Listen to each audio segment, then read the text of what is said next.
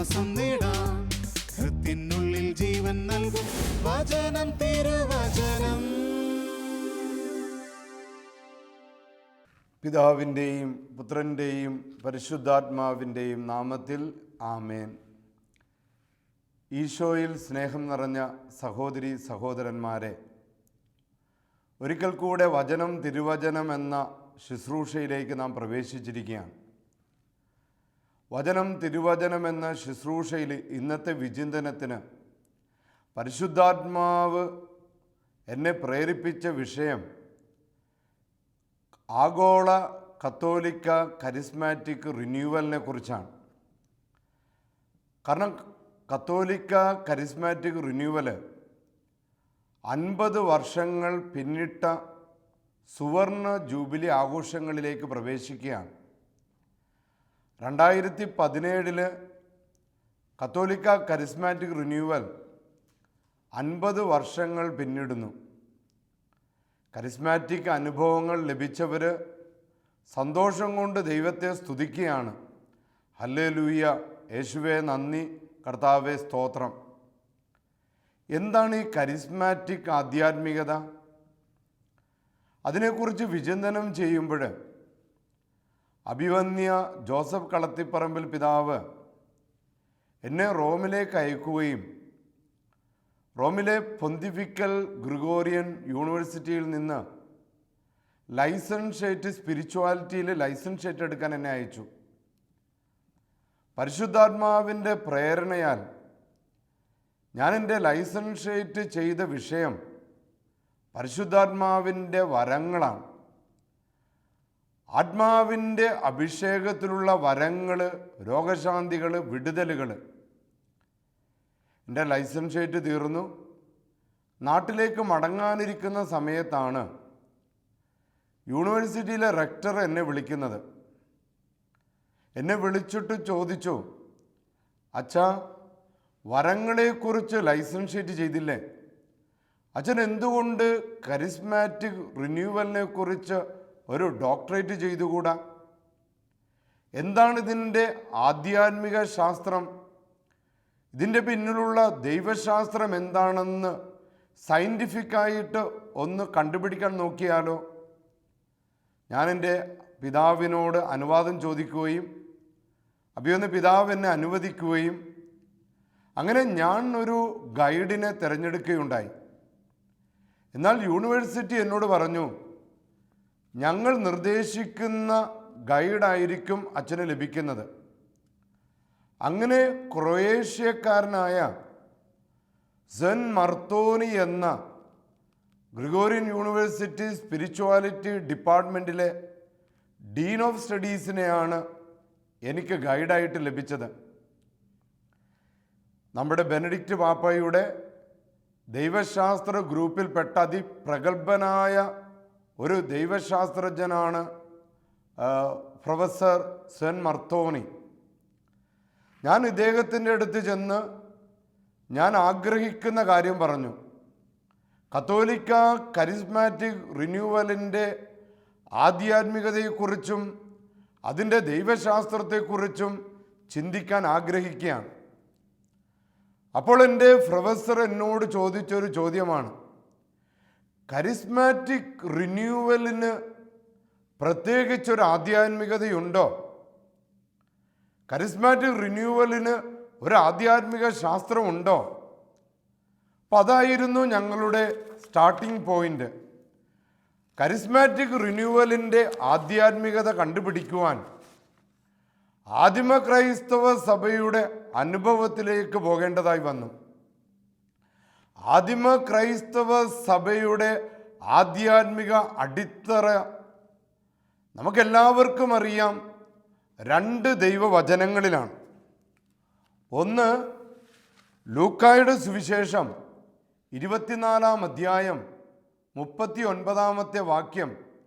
അതിപ്രകാരം നമ്മെ പഠിപ്പിക്കുന്നു, ഇതാ എൻ്റെ പിതാവിൻ്റെ വാഗ്ദാനം നിങ്ങളുടെ മേൽ അയക്കുന്നു, ഉന്നതങ്ങളിൽ നിന്ന് ശക്തി ലഭിക്കുന്നത് വരെ നഗരത്തിൽ തന്നെ വസിക്കുക.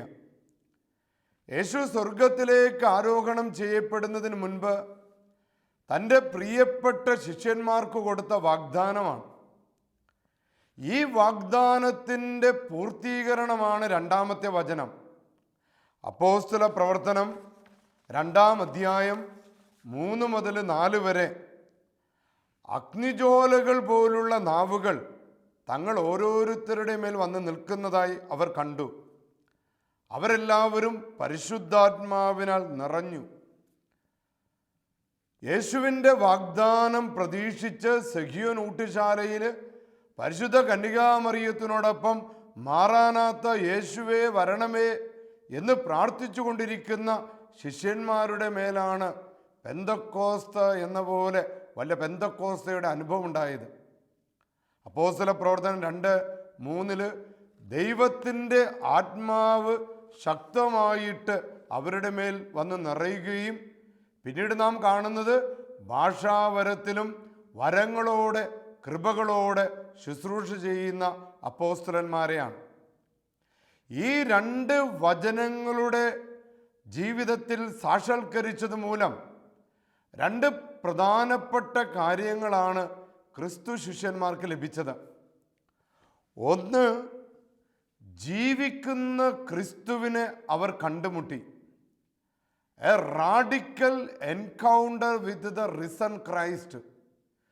ജീവിക്കുന്ന ഉയർത്തെഴുന്നേറ്റ ക്രിസ്തുവിനെ അവരുടെ ജീവിതത്തിൽ കണ്ടുമുട്ടി.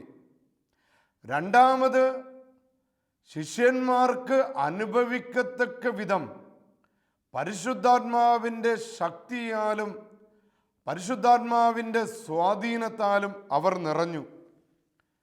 പിന്നീട് നാം കാണുന്നത് ആദിമ ക്രൈസ്തവ സഭയുടെ തീഷ്ണത നിറഞ്ഞൊരു കാലഘട്ടമാണ്. വചനപ്രഘോഷണം. വെറും വചനപ്രഘോഷണമല്ല, അടയാളങ്ങളിലൂടെ, അത്ഭുതങ്ങളിലൂടെ, രോഗശാന്തികളിലൂടെ, വിടുതലിലൂടെയുള്ള വചനപ്രഘോഷണം. ഈ വചനപ്രഘോഷണത്തിന് വേണ്ടി മരിക്കാനും തയ്യാറാകുന്ന രക്തസാക്ഷിത്വത്തിൻ്റെ ആധ്യാത്മികത. അവർ ഹൃദയം കൊണ്ട് വചനം പ്രസംഗിക്കുകയാണ്. ജീവിക്കുന്ന, തങ്ങളോടൊപ്പം ജീവിക്കുന്ന, ചരിക്കുന്ന, സംസാരിക്കുന്ന ക്രിസ്തുവിനെയാണ് പെന്തക്കോസ്തയ്ക്ക് ശേഷം അവർ പ്രഘോഷിച്ചത്. അപ്പോസ്തല പ്രവർത്തനം 3-ാം അധ്യായം 6-ാം വാക്യം. ജന്മനാ മുടന്തനായിരുന്ന ഒരു മനുഷ്യനെ നോക്കിക്കൊണ്ട് പത്രോസ് പറഞ്ഞു, വെള്ളിയോ സ്വർണമോ എൻ്റെ കൈവശമില്ല, എന്നാൽ എൻ്റെ കൈവശമുള്ളത് ഞാൻ നിനക്ക് തരുന്നു. നസ്രയനായ യേശുവിൻ്റെ നാമത്തിൽ എഴുന്നേറ്റ് നടക്കുക. അപ്പോൾ പരിശുദ്ധാത്മാവിൻ്റെ അഭിഷേകം നിറഞ്ഞ പത്രോസ് പിന്നീട് യേശു ചെയ്ത അതേ കാര്യങ്ങൾ പരിശുദ്ധാത്മാവിൻ്റെ ശക്തിയാൽ പ്രവർത്തിക്കുകയാണ്. വേറൊരവസരത്തിൽ കത്തോലിക്ക സഭയുടെ മറ്റൊരു നെടുന്തൂണായ പൗലോസ്ലീഹായുടെ ജീവിതത്തിൽ സംഭവിച്ചതാണ്. അപ്പോസ്തല പ്രവർത്തനം 14-ാം അധ്യായം 8 മുതൽ 10 വരെയുള്ള വാക്യങ്ങൾ. കാലുകൾക്ക് സ്വാധീനമില്ലാത്ത ഒരുവൻ ലിസ്ത്രായിൽ ഉണ്ടായിരുന്നു. ജന്മന മുടന്തനായിരുന്ന അവന് ഒരിക്കലും നടക്കാൻ കഴിഞ്ഞിരുന്നില്ല. പൗലോസ് പ്രസംഗിക്കുന്നത് അവൻ കേട്ടു. പൗലോസ് അവനെ സൂക്ഷിച്ചു നോക്കി. സൗഖ്യം പ്രാപിക്കാൻ തക്ക വിശ്വാസം അവന് ഉണ്ട് എന്ന് കണ്ട് പൗലോസ് ഉച്ചത്തിൽ വിളിച്ചു പറഞ്ഞു, എഴുന്നേറ്റ് കാലുറപ്പിച്ച് നിർത്തുക. അവൻ ചാടി എഴുന്നേറ്റു. അപ്പോൾ പരിശുദ്ധാത്മാവിൻ്റെ അഭിഷേകം നിറഞ്ഞ യേശു ശിഷ്യന്മാര് വരങ്ങളും കൃപകളും ഉപയോഗിച്ചുകൊണ്ടുള്ള വചനപ്രഘോഷണം ആദിമ ക്രൈസ്തവ സഭയെ ശക്തിപ്പെടുത്തുകയും ലോകം മുഴുവൻ മരണഭയം കൂടാതെ വചനം പ്രഘോഷിക്കുന്ന ആദിമ ക്രൈസ്തവ സഭയുടെ ആധ്യാത്മികതയാണ് നാം കണ്ടുമുട്ടുന്നത്.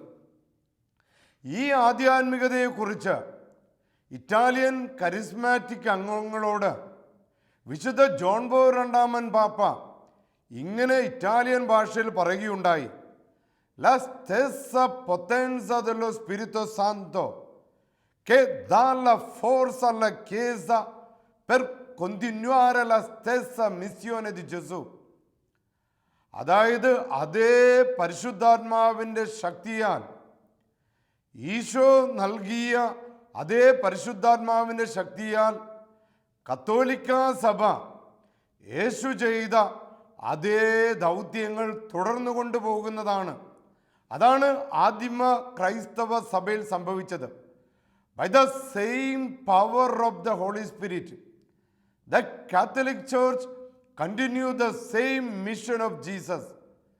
കർത്താവായ യേശുവിൻ്റെ അതേ ദൗത്യം പരിശുദ്ധാത്മാവിൻ്റെ ശക്തിയാൽ സഭ തുടർന്നുകൊണ്ടിരിക്കുന്നുവെന്ന് നമ്മുടെ ജോൺ പോൾ രണ്ടാമൻ പാപ്പ സഭയെ പഠിപ്പിക്കുകയാണ്. അങ്ങനെ പതുക്കെ പതുക്കെ വരങ്ങളോടെ കൃപകളോടെ ശുശ്രൂഷകൾ ആരംഭിച്ചപ്പോൾ, സുവിശേഷ പ്രഘോഷണം ആരംഭിച്ചപ്പോൾ സഭ വളരാൻ തുടങ്ങി.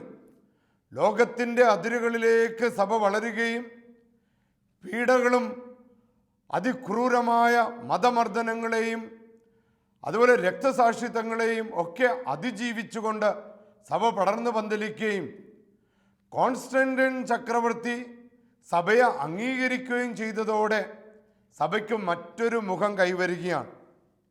പിന്നീട് കാണുന്നത് സഭാപിതാക്കന്മാരുടെ ആധ്യാത്മിക ശാസ്ത്രത്തിൻ്റെ കഥകളാണ്.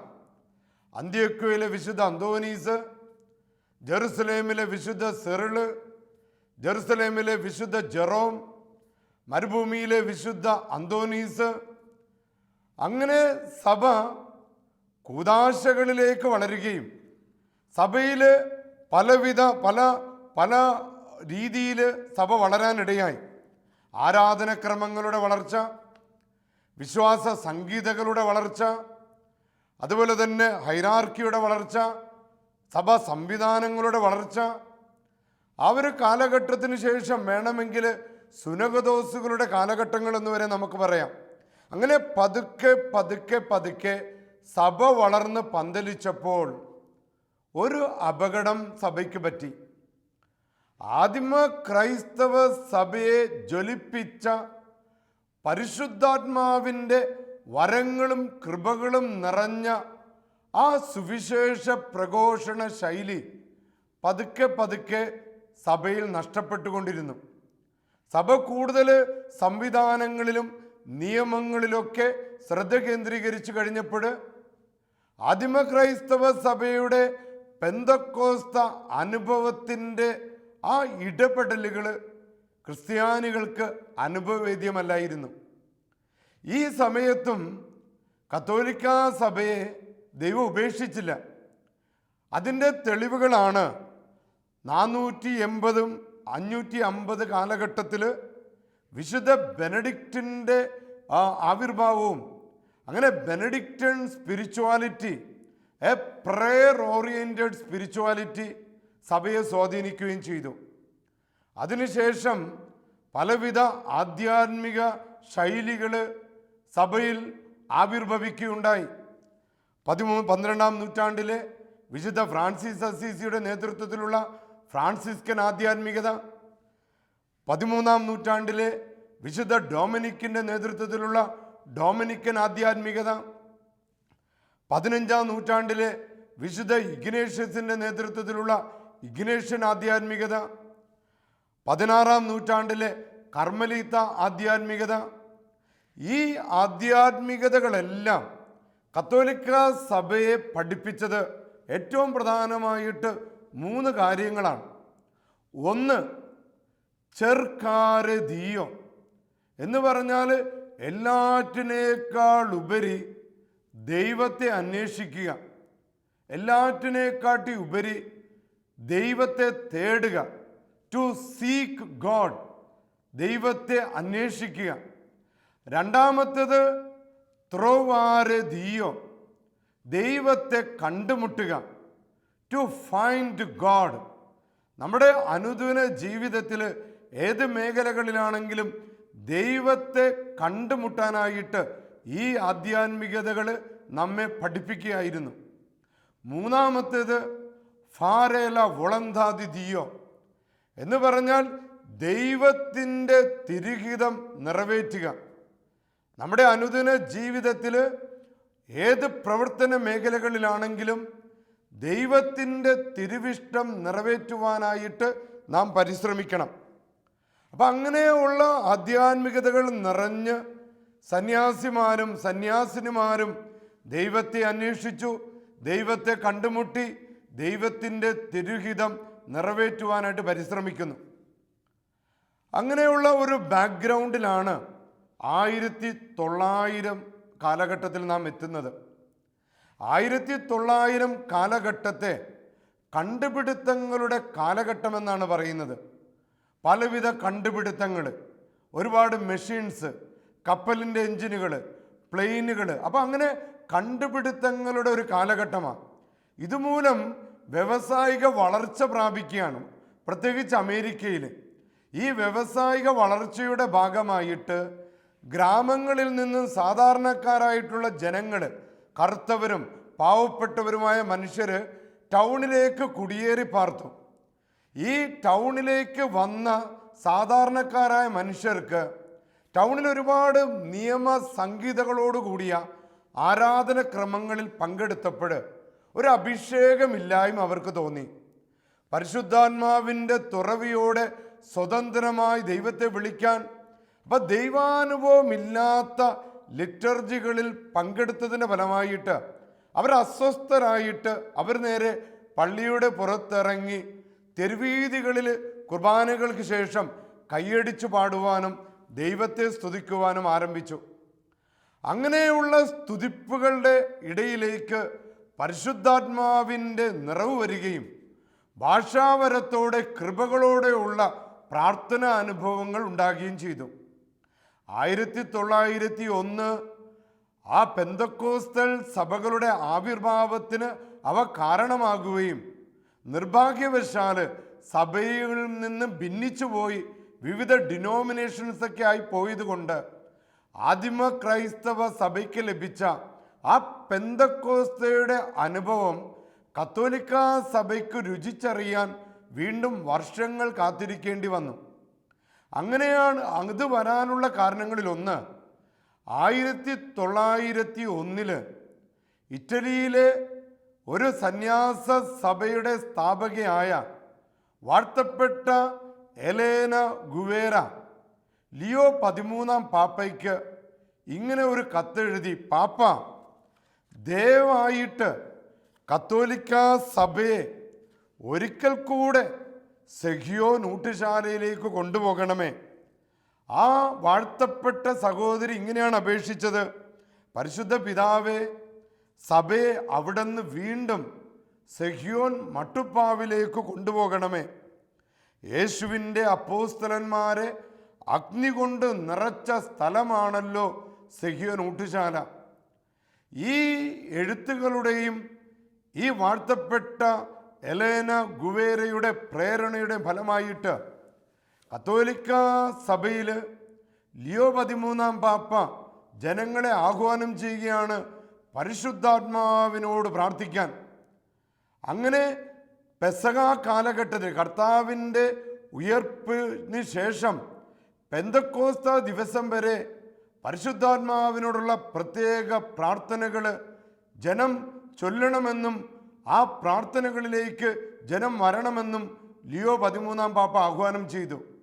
അങ്ങനെയാണ് ലോകപ്രശസ്തമായ ഒരു പ്രാർത്ഥന തന്നെ ലിയോ 13 പാപ്പ ഒരുക്കി തന്നത്: വിയേനി സ്പിരിത്തുസ് സാന്തോസ്, പരിശുദ്ധാത്മാവേ വരണമേ, നയിച്ചാലും ഞങ്ങളെ നയിച്ചാലും എന്നുള്ള അതിപ്രശസ്തമായ പ്രാർത്ഥനയ്ക്ക് തന്നെ കാരണമായി.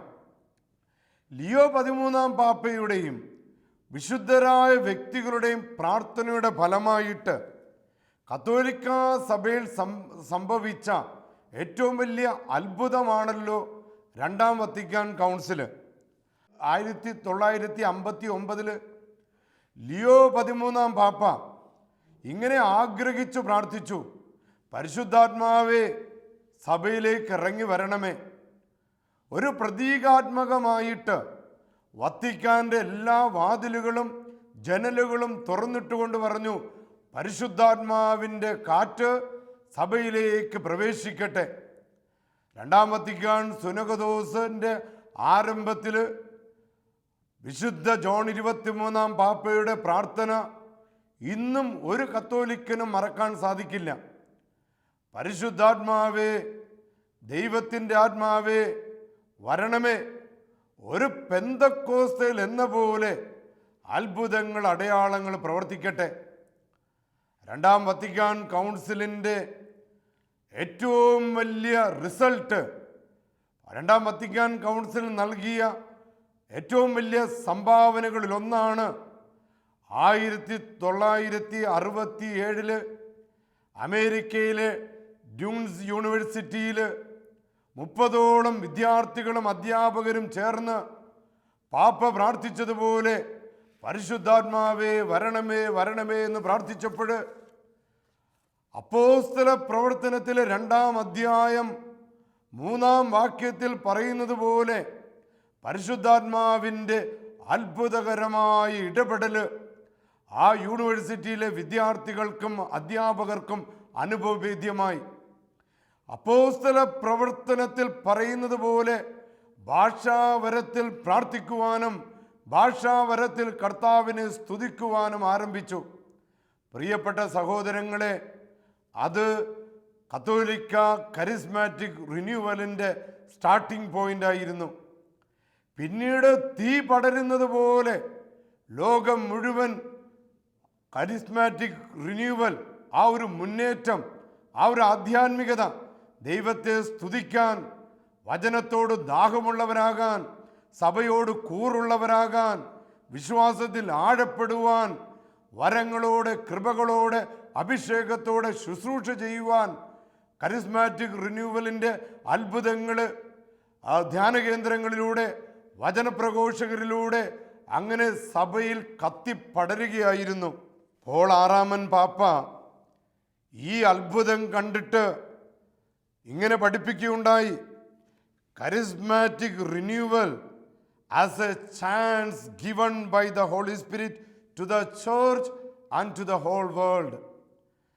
ഒരു പുതിയ പെന്തക്കോസ്തൽ എന്ന പോലെയുള്ള കരിസ്മാറ്റിക് റിന്യൂവൽ ആധ്യാത്മിക ശാസ്ത്രം ജീവിക്കുന്ന ദൈവത്തെ കണ്ടുമുട്ടിക്കൊണ്ട് സ്തുതിക്കുവാൻ, നിഷ്കളങ്കരെ പോലെ എളിമയുള്ളവരായി ദൈവത്തെ ആരാധിക്കാൻ, തങ്ങളുടെ ജീവിതത്തെ നവീകരിക്കുവാൻ, ഭാഷാവരത്തിൽ സ്തുതിക്കാൻ, അത്ഭുതങ്ങൾ അടയാളങ്ങൾക്ക് സാക്ഷ്യം വഹിക്കാൻ, ആദിമ ക്രൈസ്തവ സഭയിൽ എന്ന പോലെ ആത്മാവിൽ നിറഞ്ഞ് ഫ്രാൻസിസ് പാപ്പ ആഗ്രഹിക്കുന്നത് പോലെ സാക്ഷ്യപ്പെടുത്തുന്ന സഭയായി, ഒരു വൈബ്രന്റ് സഭയായി, തീഷ്ണതയുള്ള ജ്വലിക്കുന്ന സഭയായി കരിസ്മാറ്റിക് റിന്യൂവൽ വളർന്നപ്പോൾ, അതുകൊണ്ട് പരിശുദ്ധാത്മാവിൻ്റെ നിറവിനെ, ആത്മാവിനെ നിങ്ങൾ കെടുത്തിക്കളയരുതേ എന്ന് പറഞ്ഞത് കരിസ്മാറ്റിക് റിന്യൂവലിലൂടെ പരിശുദ്ധാത്മാവിൻ്റെ ശക്തി ആസ്വദിച്ച് ജീവിക്കുന്ന സഭയായി, ഒരു ആധ്യാത്മികതയായി മാറിക്കൊണ്ടിരിക്കുന്നു.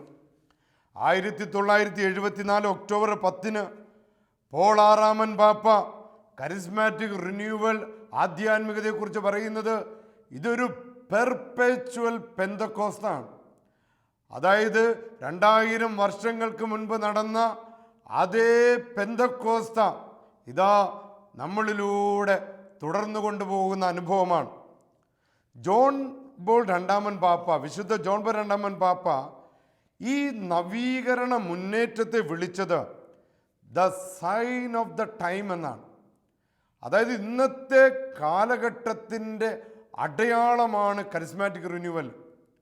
അതിലൂടെ ദൈവം ഒരു പുതിയ ആധ്യാത്മിക ശൈലി, പെന്തക്കോസ്തയിൽ എന്ന പോലെ നമുക്ക് നഷ്ടപ്പെട്ട അതേ ആധ്യാത്മിക ശൈലി വീണ്ടും നമ്മളിൽ ഒരിക്കൽ കൂടെ കത്തി ജ്വലിപ്പിച്ചുകൊണ്ട് തീഷ്ണതയുള്ളവരായി, അഭിഷേകമുള്ളവരായി മാറുകയാണ്.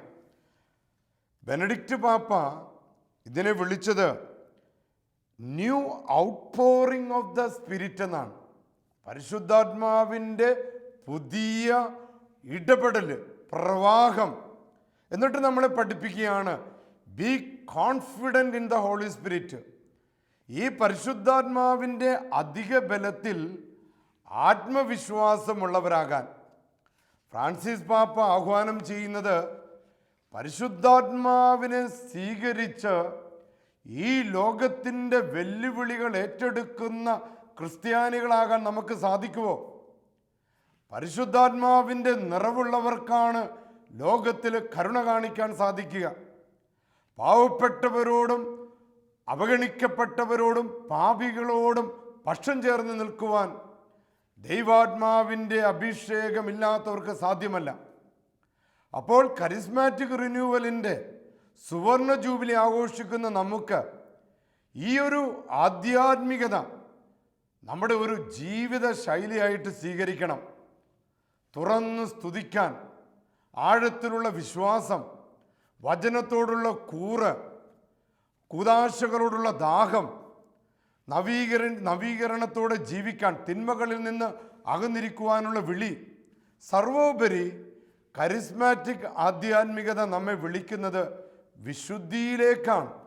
വിശുദ്ധനായ ദൈവത്തിൻ്റെ സന്നിധിയിലേക്കുള്ള വലിയ വിളിയാണ് കരിസ്മാറ്റിക് ആധ്യാത്മികത. പ്രിയപ്പെട്ട സഹോദരങ്ങളെ, സാധിക്കുന്നവർ കണ്ണുകളടച്ച് ദൈവത്തെ ഒന്ന് സ്തുതിച്ച്, പരിശുദ്ധാത്മാവേ, ഒരു പുതിയ പെന്തക്കോസ്തൽ എന്ന പോലെ ആത്മാവ് നമ്മുടെ മേൽ ഇറങ്ങി വരട്ടെ. നമ്മുടെ കുടുംബങ്ങൾ ഒരിക്കൽ കൂടെ നവീകരിക്കപ്പെടട്ടെ. ഇനിയും ഒരു കരിസ്മാറ്റിക് അനുഭവമില്ലാത്ത മക്കളുടെ മേൽ പരിശുദ്ധാത്മാവ് ഇറങ്ങി വരട്ടെ. കർത്താവെ, ഞങ്ങളെ അനുഗ്രഹിക്കണമേ. തിന്മകളിൽ നിന്നും അസ്വസ്ഥതകളിൽ നിന്നും പരിശുദ്ധാത്മാവിൻ്റെ ശക്തിയാൽ ഞങ്ങൾ വിടുതൽ പ്രാപിക്കട്ടെ.